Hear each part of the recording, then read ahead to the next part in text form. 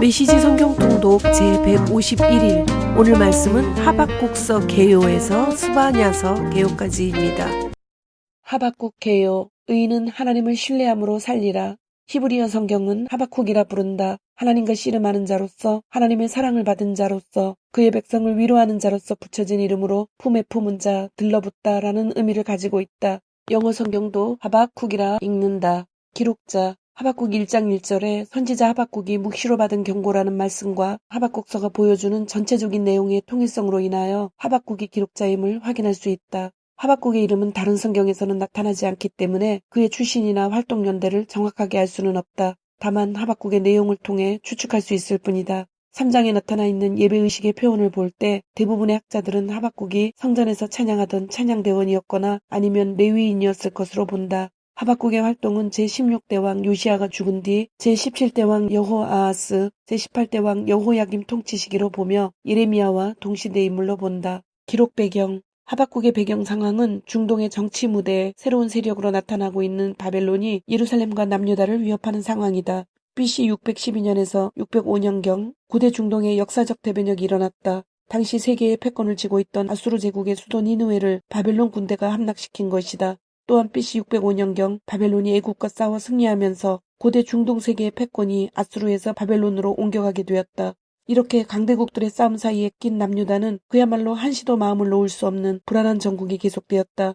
BC 609년 요시아 왕이 애굽 왕 바로누고의 진군을 막다가 무깃도에서 전사하자 남유다는 애굽으로부터 큰 환란을 당하게 되었다. 또 바벨론 제국은 세력 확장을 위해 남유다를 정복하려고 하였다. BC 605년 갈그미스에서 애굽을 대파한 바벨론은 유다인을 포로로 잡아갔다. 역대하 36장 5절에서 8절. 이들이 제1차 바벨론 포로이다. 하박국서는 이런 혼란스러운 역사를 배경으로 기록하고 있고 나훔서와 스바냐서의 연결고리 역할을 하고 있다. 기록연대 하박국서의 구체적인 연대를 보여주는 표시들이 나타나 있지 않지만 하박국서에 나타나는 두 가지 특성이 그의 사역 시기를 결정하는 데 도움이 된다. 첫째, 하박국서는 BC 605년 갈그미스에서 승리한 바벨론의 느부갓네살 왕이 남유다를 침공하기 바로 직전에 쓰인 것으로 본다. 그 이유는 하나님께서 남유다를 벌하시기 위해 갈대아인을 일으키시겠다고 1장 6절에 말씀하셨기 때문이다. 둘째, 남유다의 일시적인 국가적 개혁이 이루어졌던 요시아 통치 이후에 하나님의 공의가 나타나지 못하고 악인이 의인을 애워싸는 남유다의 사회적 상황으로 보는 시각에서는 요시아 사망 후 왕위를 계승한 남유다의 악한 왕들로 인해 나라가 멸망해 나갈 시점인 BC 609년에서 605년 사이에 어느 한 시점에 쓰인 것으로 본다. 셋째, 1장 13절에 악인이 의인을 삼키는 사건을 요시아의 이야기로 본다면 요시아 왕의 사망에 대한 충격이 채 가시지 않은 상황에서 나온 하소연으로서 하박국의 두 번째 질문은 BC 609년 무기토 전쟁이 있었던 당시로 추정해 볼 수도 있다. 기록 목적 하박국은 남유다에서 벌어지고 있는 포악과 불의를 탄식하면서 질문한다. 두 번의 질문과 대답을 통해 하나님의 계획의 완전함과 공의 그리고 성취의 온전함을 보여주며 결국 역사의 주관자는 하나님이심을 보여준다. 하박국이 활동하던 시대의 남유다 백성들은 신명기적 보상과 형벌의 원리만을 추구하였다. 그들은 하나님을 향한 경외함도 없이 오직 종교적 외적 행위와 율법이 약속하고 있는 복에만 관심을 두었다. 결국 그들은 하나님을 향한 믿음을 잃어버렸다.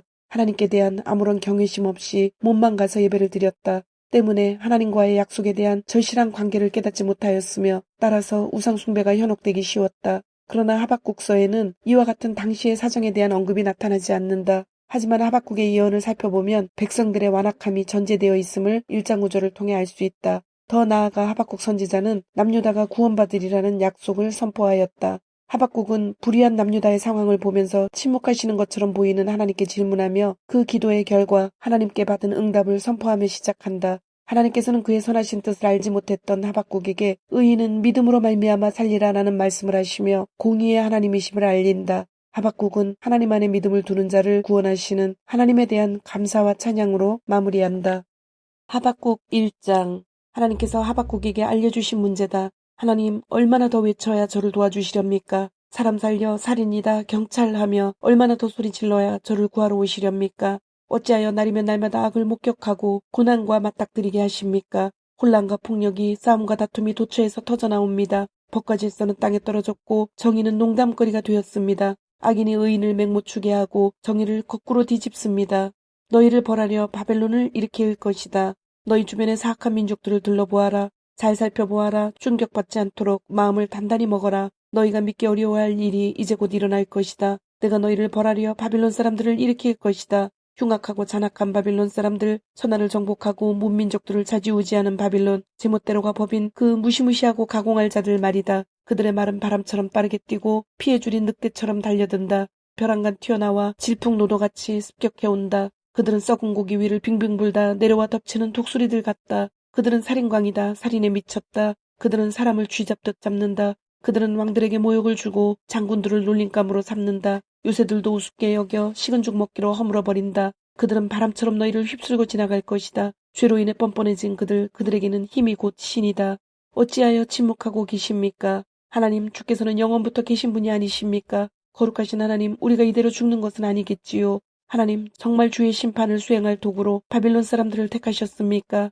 반석이신 하나님, 설마 그들에게 징계의 일을 맡기신 것은 아니겠지요. 아니, 진담이실 리가 없습니다. 주님은 악을 묵과하시는 분이 아니십니다. 그렇다면 무슨 일이라도 하셔야 하지 않습니까? 어찌하여 침묵하고 계십니까? 극악무도함이 판을 치고 악인들이 의인들을 집어삼키는데도 주님은 마냥 보고만 계십니다. 사람들을 그저 바닷속 물고기 떼 취급하고 계십니다. 방향도 모르고 목적지도 없이 그저 갈팡질팡 헤엄쳐 다니는 물고기들 말입니다. 그런데 악한 바빌론 사람이 와서 낚시질을 해댑니다. 정신없이 잡아들입니다. 잡을 수 있을 만큼 잡아서 바구니를 가득 채웁니다. 낚시가 잘된 날이라고 그의 기분은 최고가 됩니다. 그는 자기 낚싯대를 찬양하며 낚시도구들을 제단 위에 올려놓고 절을 합니다. 그는 그렇게 유쾌한 하루를 보내고는 돌아가서 밤에 실컷 먹고 즐깁니다. 이 일을 계속 허용하시렵니까? 이 바빌론 낚시꾼이 주말에 물고기를 잡듯 사람을 잡아 죽이는 상황을 계속 허용하실 생각입니까? 2장. 이런 내 질문에 하나님께서는 뭐라고 대답하실까? 나는 마음의 준비를 단단히 하고서 망루에 올라 지평선을 살펴보련다. 하나님께서 무슨 말씀을 하실지, 내 불평에 뭐라고 대답하실지 기다려보련다. 자아 충만, 텅 빈 영혼. 그러자 하나님께서는 대답해 주셨다. 이것을 기록하여라. 지금 내 눈에 보이는 것을 기록하여라. 뛰어가는 사람도 읽을 수 있도록 커다랗고 두꺼운 글자로 써라. 이 환상, 이 메시지는 앞으로 올 일을 가리키는 증언이다. 이 일은 빨리 당도하고 싶어 지금 뛰어오는 중이다. 거짓말이 아니다. 더디 오는 것처럼 보여도 기다려라. 지금 오는 중이다. 제때에 도착할 것이다. 그를 보아라. 자만심으로 한껏 부풀어 오른 그를 자아로 가득하다만 영혼은 텅 비었다. 그러나 하나님 앞에서 충실하고 한결같은 믿음으로 바르게 서 있는 자는 온전히 살아있다. 진정 살아있다. 잘 알아두어라. 돈은 사람을 속인다. 거만한 부자들 오래가지 못한다. 무덤이 송장에 줄여있듯 그들은 재물에 줄여있다. 죽음처럼 그늘도 늘 더 많이 삼키게 하지만 얻는 것이라고는 시체뿐이다. 그들은 죽은 민족들로 가득한 공동묘지, 송장으로 가득한 묘지다. 이런 자들 두 번 다시 쳐다보지 마라. 곧 온 세상의 비웃음거리가 될 것이다. 너는 내 자신을 뭐라 생각하느냐? 훔치고 강탈해 부자가 된 너 말이다. 그 짓을 내가 얼마나 더 오래 할 수 있을 것 같으냐? 내게 해를 입은 자들이 깨어 일어나 내게 받은 대로 갚아줄 날이 멀지 않았다. 이 민족 저 민족을 약탈해온 너, 이제 내 차례다. 살아남은 모든 자들이 너를 약탈하려고 내가 저지른 살인과 악살을 그대로 갚아주려고 혈안이 되어 있다. 너는 내 자신을 뭐라고 생각하느냐? 지는 대로 빼앗아 차지하는 너, 정상에 앉아있으니 재앙이 미칠 수 없을 거라고 생각하느냐? 마음 푹 놓고 즐기고 있느냐? 천만에 너는 내 집의 파멸을 자초했다. 다른 사람을 파멸시킴으로 내 자신의 파멸을 불렀다. 내 토대를 스스로 침식시키고 내 영혼을 스스로 부식시켰다. 내 집의 벽돌들이 고함치며 너를 고발할 것이다. 그 목적 뼈대들이 증인으로 나설 것이다. 너는 내 자신을 뭐라 생각하느냐? 살인으로 성읍을 세우고 범죄로 도성을 세우는 너, 만군의 하나님이 그런 일은 결국 잿더미가 되게 한다는 사실을 모르느냐? 내가 그 일에 힘을 쏟을수록 점점 더 하찮은 존재가 되게 한다는 사실을 모르느냐? 그러나 물이 바다를 덮음같이 온 땅에 하나님의 영광을 깨달아 하는 지식이 가득하리라. 너는 너 자신을 뭐라 생각하느냐? 이웃을 불러 술 파티를 벌이고 술을 잔뜩 먹여 광란의 음란 파티로 끌어들이는 너, 즐거운 시간을 보냈다고 생각하겠지만 틀렸다. 너는 망신을 당한 것이다. 내가 줄곧 마신 것은 하나님의 진노의 잔이다. 자리에서 일어나면 숙취로 머리가 쑤실 것이다. 내가 레바논의 휘두른 폭력, 내가 자행한 동물 학살, 내가 저지른 살인과 상해, 많은 곳에서 일삼은 폭행이 가시지 않은 숙취가 되어 너를 괴롭힐 것이다. 대체 정교한 조각본 신을 만들어 무엇하려느냐? 거짓말밖에 할 줄 모르는 화려한 주물 생산품 신을 만들어 무엇하려느냐? 말도 할 줄 모르는 신들을 제작해서 뭘 하자는 것이냐? 너는 내 자신을 뭐라 생각하느냐? 너는 나무 막대기에다 대고 깨어나라 외치고 말 못하는 돌멩이를 향해 일어나라 외친다. 그것들이 대체 무엇을 가르쳐 줄 수 있느냐? 그것들은 순전히 거죽뿐이다. 속은 텅 비었다. 그러나 보아라. 하나님은 그의 거룩한 성전에 계신다. 모두 조용히 하여라. 거룩한 침묵을 지켜라. 귀 기울여 들어라. 3장 하박국의 기도. 합주에 맞춘 예언자 하박국의 기도다. 하나님, 주님에 대해 전하는 조상들의 말을 듣고 놀라서 무릎을 꿇습니다. 그들에게 하신 일을 오늘 우리에게도 행해 주십시오. 그들을 위해 역사하신 것처럼 오늘 우리를 위해서도 역사해 주십시오. 심판하실지라도 자비를 잊지 말아 주십시오. 주께서는 분명 그렇게 하실 것입니다. 하나님께서 다시 길을 나서신다. 옛 구원의 길을 되밟아 오신다. 대만을 지나 남쪽에서 올라오신다. 거룩하신 분께서 바란산에서 오신다. 하늘이 그분의 광의로 번쩍이고 그분을 찬양하는 소리가 땅을 울린다. 새벽빛 같은 그분의 빛이 구름처럼 몰려와 뒤덮고 두 줄기 빛이 그분의 손에서 뿜어나온다. 그분 손에 깃든 저 힘이 보이느냐? 그분 앞서 재앙이 행진해 오고 역병이 그분 발꿈치를 따라온다. 그분이 멈추시면 땅이 흔들리고 주위를 둘러보시면 민족들이 몸을 떤다. 대고적부터 있던 산들이 산산조각 나고 옛적부터 있던 언덕들이 바람 빠진 풍선처럼 푹 꺼진다. 하나님께서 걸어오시는 길은 가장 오래된 산과 언덕들보다 더 오래되었다. 내가 보니 모두가 근심에 빠졌고 공포에 사로잡혔다. 옛 광야의 적들 구산과 미디안이 그분의 눈에 띄지 않기만을 바라며 잔뜩 겁에 질려있다. 하나님, 강을 보고 그리 노하십니까? 오랜 강에게 노하십니까? 맑아준 차로 구원을 행하셨을 때 주께서는 바다에게 경노하셨습니까? 주께서는 주의 활시위를 당기시고 화살을 퍼부으셨습니다. 강을 들어 땅을 쪼개셨습니다. 다가올 일을 보면서 산들은 몸을 비틀며 고통스러워했습니다. 홍수가 들이닥치고 대양이 노호하여 집채만한 파도가 일어났습니다. 해와 달이 흠칫 놀랐습니다. 주의 번쩍이는 활이 그들을 멈춰 세웠고 주의 번개 같은 창이 그들을 꿰찔렀습니다. 노한 주께서 땅을 짓밟으셨고 경노한 주께서 사악한 민족들을 내리밟으셨습니다. 주의 백성을 구원하려, 특별히 선택한 백성을 구원하려 주께서 일어나셨습니다.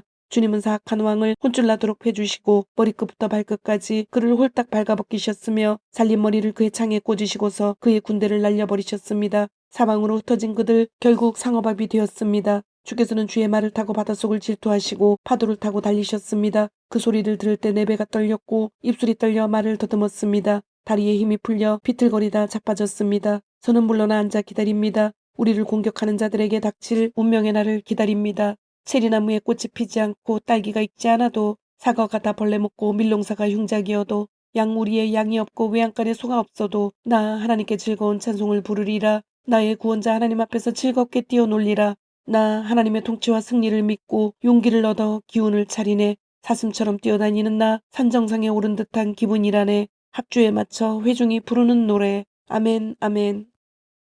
스바냐서는 3장으로 여호와의 날에 임할 여호와의 심판과 구원, 남유다 16대 왕 요시야의 통치 시기인 BC 636년에서 623년경에 기록된 말씀입니다. 두 개의 큰 주제로 나눌 수 있는데 1장부터 2장 3절까지는 여호와의 날에 임할 심판과 회개 촉구, 내용은 모든 것을 진멸하리라, 남유다와 예루살렘에 임할 심판, 여호와를 찾으며 공의와 겸손을 구하라. 두 번째는 2장 4절에서 3장까지로 여호와의 날에 임할 심판과 구원의 약속, 내용은 열방들에 대한 하나님의 심판, 예루살렘의 4가지 죄와 범죄한 4부류의 지도자, 남은 자의 구원과 회복.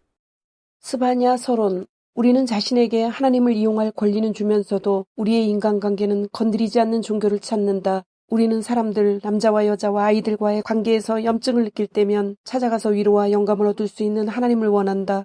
우리는 전쟁 같은 세상살이에서 우리의 칼날을 벼려주는 하나님을 원한다. 하나님께 줄을 대면서도 사람들과의 관계는 우리 좋을 대로 하도록 내버려두는 종교를 원하는 성향은 그 뿌리가 매우 깊다. 인류 역사에서 가장 장려되고 가장 잘 팔린 종교는 언제나 이런 류였다. 지금도 이런 종교가 가장 장사가 잘 된다. 성경의 예언자들은 바로 이런 종교를 뿌리 뽑으려 했다. 그들은 이 일을 위해 죽기 살기로 싸웠다. 하나님은 스바냐를 통해 이렇게 말씀하셨다. 속 편하게 앉아서 자기만 편히 즐기는 살찌고 게으른 자들, 하나님은 아무 일도 하지 않으신다. 좋은 일도 나쁜 일도 하지 않으신다. 그분은 참견도 하지 않으신다. 우리도 그렇다라고 말하는 자들을 벌할 것이다. 스바냐 1장 12절. 견실한 영적 삶은 하나님과 사람들 사이의 관계에 뿌리를 내린다. 그러기에 자칫 우리는 영적인 삶을 하나님과 나 사이의 개인적인 그 무엇으로 오해하기 쉽다. 기도와 노래, 위안과 영감을 주는 영적 독서, 마음이 통하는 사람들과 함께 드리는 예배 등의 어떤 사적인 것, 그러나 이런 식의 생각에 계속 머물 경우 자칫 우리는 내가 싫은 사람과 나를 싫어하는 사람을 대하는 방식은 하나님과 전혀 상관없는 문제라고 생각할 수 있다. 예언자들은 이런 생각을 하는 우리에게 일갈한다. 그렇지 않다. 당신이 하는 모든 행동, 모든 생각, 모든 느낌이 하나님과 관련이 있다. 당신의 모든 인간관계가 하나님과 관련되어 있다. 우리는 모든 것이 상관관계를 맺고 있는 세상에 살고 있으며 그 관계들 안에서 어떤 결과가 생겨난다. 그리고 그 결과들은 하나님에게서 최종 마무리된다. 이것을 가리키는 성경의 용어가 바로 최후의 심판날이다. 스바냐는 그의 말을 듣는 사람들을 향해 이 날을 준비할 것을 간절히 선포한다. 하나님을 찾아라. 하나님의 정의로 살아가는 너희, 은밀히 단련받은 너희여. 하나님의 바른 길을 추구하여라. 평온하고 올바른 삶을 추구하여라. 하나님의 진노의 날에 행여 화를 면할지 모른다. 스바냐 2장 3절. 이 최종 결산의 날은 아무리 자주 많이 강조해도 지나치지 않다. 스바냐는 모든 예언자와 한 목소리로 우리를 향해 그 중대성과 긴급성을 외치고 있다. 스바냐서 개요. 여호와의 날에 임할 여호와의 심판과 구원. 히브리어 성경은 츠판야라 부르며 여호와께서 감추셨다, 여호와께서 지키셨다, 여호와께서 소중하게 하셨다라는 뜻이다. 영어 성경은 제페나야라고 읽는다. 기록자. 구약의 예언자들 중 스바냐처럼 기록자에 대한 족보가 자세히 기록된 선지자도 없다. 남유다의 14대 왕이었던 히스기야가 스바냐의 고조부였고 히스기야의 또 다른 아들이었던 아마리아의 증손자였으며 그다리아의 손자 구시의 아들로서 요시야 시대에 활동한 선지자였다. 스바냐는 왕족 출신의 예언자로 여호와의 날을 부르짖는 데 있어서 예루살렘의 지리와 예루살렘 상류 사회의 상황을 상세하게 기록하고 있는데 이는 그가 왕족 출신이었음을 뒷받침하는 근거가 된다. 스바냐는 요시야의 종교개혁에 앞서 활동하였고 그의 강력한 메시지는 요시야의 종교개혁에 큰 동력이 되었다. 스바냐는 히스기야 왕 시대에 미가, 이사야 선지자들의 사역 이후 약 70년 만에 남유다와 예루살렘에 말씀을 선포한 첫 선지자였다. 기록 배경. 스바냐는 제16대 왕 요시야 때 활동했다고 1장 1절에 기록하고 있다. 요시야는 종교개혁을 일으킨 왕으로 유명하다. 요시야 왕 때 스바냐가 종교적 부패와 죄를 범한 자들에 대한 심판을 선포한다. 14대 왕 므낫세는 남유다의 왕 중에서 가장 악한 왕이었다. 므낫세의 선왕이었던 히스기야 왕이 헐어버린 산당을 다시 세우며 바알을 위하여 제단을 쌓았다. 또 아세라 목상을 만들어 하늘의 일월 성신을 경배하였으며 여러 가지 주술, 점수를 행하는 등 하나님 보시기에 많은 악을 행했다. 열왕기하 21장 2절에서 7절. 이러한 죄악은 1장 4절 6절에서 스바냐가 언급하고 있는 죄들과 동일하다. 아몬 왕이 암살된 후 8살에 왕위에 오른 요시야 당시 므낫세와 그 아들 아몬의 죄악은 남유다 땅에 만연한 상태였다. 아수르의 우상 숭배를 받아들여 온 나라를 우상 숭배에 빠지게 만들었다. 이러한 므낫세 시대는 성경에서 가장 영적으로 암울한 시대였다. 므낫세에서 요시야로 왕이 바뀌었지만 여전히 남유다는 우상 숭배에 젖어 있었다. 요시야가 16세가 되었을 때 비로소 다윗이 하나님을 찾고 20세에 남유다와 예루살렘을 정결하게 한다. 산당과 아세라상 바알을 제거하고 우상 숭배자들을 제거하여 예루살렘을 정결하게 한다. 그리고 북이스라엘 지역의 황폐한 성읍도 우상 숭배를 폐하고 정결하게 한다. 26세에 온 이스라엘과 성전을 정결하게 만들고 예루살렘 성전을 수리하게 한다. 그때 성전 수리를 위해 드린 헌금함에서 모세가 전한 여호와의 율법책을 발견한다. 제사장이 그 율법책을 요시야에게 전하자 요시야는 율법의 말씀을 듣고 옷을 찢고 회개한다. 여선지자 훌다를 통해 발견한 율법책이 하나님의 말씀임을 확증받고 그 책에 기록된 모든 말씀이 이루어질 것이라는 예언을 들은 요시야는 모든 백성으로 하여금 하나님 앞에 언약하게 하고 여호와 하나님만을 섬기게 한다.